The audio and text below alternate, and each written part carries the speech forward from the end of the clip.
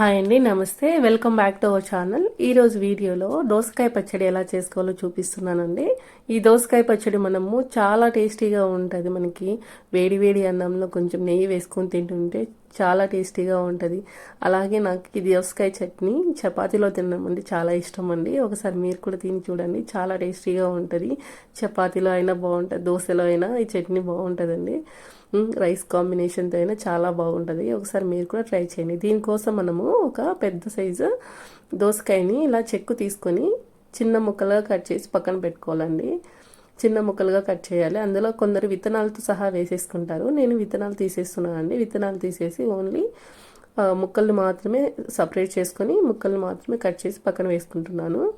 ఈ ముక్కలు కూడా మనము చిన్న సైజ్ ఏం అవసరం లేదండి, నార్మల్ సైజులోనే కట్ చేసుకోవచ్చు, ఎందుకంటే ఆయిల్లో బాగా మగ్గిపోతాయి. తర్వాత దీనికి ఒక ప్యాన్ పెట్టుకొని ఆ ప్యాన్లో మనము ఒక స్పూన్ మెంతులు, ఒక చిన్న స్పూన్ మెంతులు అండి అంతే. నెక్స్ట్ వచ్చేసి ఒక స్పూన్ ధనియాలు, ఒక అర స్పూన్ వచ్చేసి జీలకర్ర వేసుకొని డ్రై రోస్ట్ చేసుకోవాలండి. బాగా రోస్ట్ చేసేసుకోవాలి, మార్చొద్దండి. జస్ట్ ఊరికే మనము కలర్ చేంజ్ అయ్యే వరకు రోస్ట్ చేసుకోవాలి.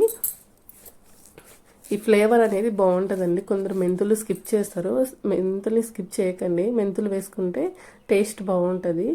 జీలకర్ర, మెంతులు, నెక్స్ట్ వచ్చేసి ధనియాలు, ఆ ఫ్లేవర్ అనేది చాలా బాగుంటుందండి. తర్వాత వచ్చేసి ఇందులోకి మనము పల్లీలు వేసుకుంటున్నామండి. పల్లీలు వచ్చేసి మనం మరీ ఎక్కువ కాదు, తక్కువ కాదు, కొన్ని ఒక 50 గ్రామ్స్ అట్లా వేసుకోవచ్చండి పల్లీలు. ఈ పల్లీలు మరీ ఎక్కువ వేసుకుంటే తీపి వస్తుంది, కొంచెం తక్కువగానే వేసుకోండి. సో బాగా రోస్ట్ చేయండి, లో ఫ్లేమ్లో పెట్టుకొని బాగా రోస్ట్ చేసుకుంటే పల్లీలు కూడా బాగా వేగిపోతాయి. సో ఈ ప్లేస్లో కొంతమంది నువ్వులు కూడా వేసుకోవచ్చండి. కొంతమంది పల్లీలు ఇష్టపడని వాళ్ళు నువ్వులు కూడా వేసుకుంటారు. సో ఇక నేను మాత్రం పల్లీలు యూజ్ చేస్తున్నాను. ఇవి కూడా ఈ పల్లీలు డ్రై రోస్ట్ చేసినటువంటి వాటన్నిటిని మనము మిక్సర్ జార్లో వేసుకోవాలండి.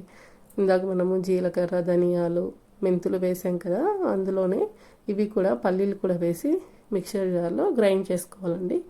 అదే ప్యాన్లోనే మనము ఒక స్పూన్ ఆయిల్ వేసి ఒక 10-20 పచ్చిమిర్చిని తుంపుకొని వేసుకోండి, కట్ చేసి వేసుకోండి. ఇక్కడ పచ్చిమిర్చి నేను ఎక్కువ వేసుకుంటున్నాను, ఎందుకంటే చట్నీకి టేస్ట్ బాగుంటుందండి. అలాగే మనం ఆల్రెడీ మిక్స్ పట్టుకొని పెట్టుకున్నాం కదండి, అందులోనే మనము ఇందాక ఫ్రై చేసుకున్నటువంటి పచ్చిమిర్చి కూడా వేసుకోవాలండి. పచ్చిమిర్చిని వేసుకొని గ్రైండ్ చేసుకొని పెట్టుకోండి.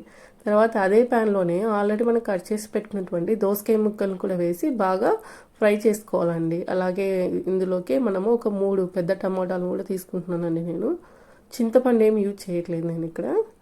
మీకు కావాలంటే పులుపు బాగా తినే వాళ్ళైతే చింతపండు కూడా వేసేసుకోండి. ఇక్కడ చింతపండు వేయట్లేదు. సో ఇక్కడ అవన్నీ మనము గ్రైండ్ చేసుకోవాలండి. మొత్తం గ్రైండ్ చేసుకొని ఇక్కడ మనం చూపించినటువంటి టమాటా ముక్కల్ని, నెక్స్ట్ వచ్చేసి వీటన్నిటిని మనం మిక్సర్ జార్లో వేసుకొని గ్రైండ్ చేసుకోవాలి. మరీ ఒక పల్స్ ఇచ్చేసేయండి, అంతే. పల్స్ ఇస్తే మనకి ఇట్లా బరకగా ఉంటుంది, లేకుంటే మెత్తగా మన దోశ చట్నీ లాగా అయిపోతుంది. సో ఇలా పల్స్ ఇచ్చేసుకొని మనము పక్కన పెట్టేసుకోండి చట్నీని. తర్వాత ఈ చట్నీకి పోపు పెట్టుకోవాలండి. ఆయిల్ వేసి ఒక స్పూన్ మినుంబ్యాలు, ఒక స్పూను పచ్చిశనగపప్పు, జీలకర్ర, ఆవాలు, కరివేపాకు, ఎండుమిర్చి బాగా ఫ్రై చేయండి. తర్వాత ఇందులోకి నేను కొంచెం ఇంగువ కూడా యాడ్ చేస్తున్నాను అండి. ఇంగువ మీకు ఇష్టం లేకపోతే స్కిప్ చేసేయండి. కొంచెం ఇంగువ కూడా వేస్తే ఫ్లేవర్ బాగుంటుంది, టేస్ట్ కూడా బాగుంటుంది. ఇంగువ వేసి మనం ఆల్రెడీ మిక్స్ పెట్టుకున్నటువంటి చట్నీని కూడా వేసి బాగా కలుపుకోవాలి. పోపులో బాగా ఇలా ఆయిల్లో మనము పచ్చడిని ఒక 2-3 నిమిషాల పాటు బాగా ఫ్రై చేసుకోవాలండి. పచ్చివాసన అంతా పోతుంది, చాలా టేస్టీగా ఉంటుంది. ఈ లాస్ట్లోనే మనము సాల్ట్ ఎక్కువ తక్కువ చూసుకోవాలండి. సాల్ట్ అడ్జస్ట్ చేసుకొని మనం వేడి అన్నంలో తింటే చాలా టేస్టీగా ఉంటుందండి. ఈ వీడియో మీకు నచ్చినట్లయితే మీ ఫ్రెండ్స్ అండ్ రిలేటివ్స్కి షేర్ చేయండి, అలాగే లైక్ చేయండి. ఇలాంటి మరిన్ని వీడియోస్ మీకు కావాలి అనుకుంటే మన ఛానల్ని సబ్స్క్రైబ్ చేయండి. అలాగే ఒక బెల్ ఐకాన్ నొక్కి మీకు నోటిఫికేషన్ అనేది వస్తుందండి. ఒకసారి మీరు కూడా కంపల్సరీగా ట్రై చేసి నాకు కామెంట్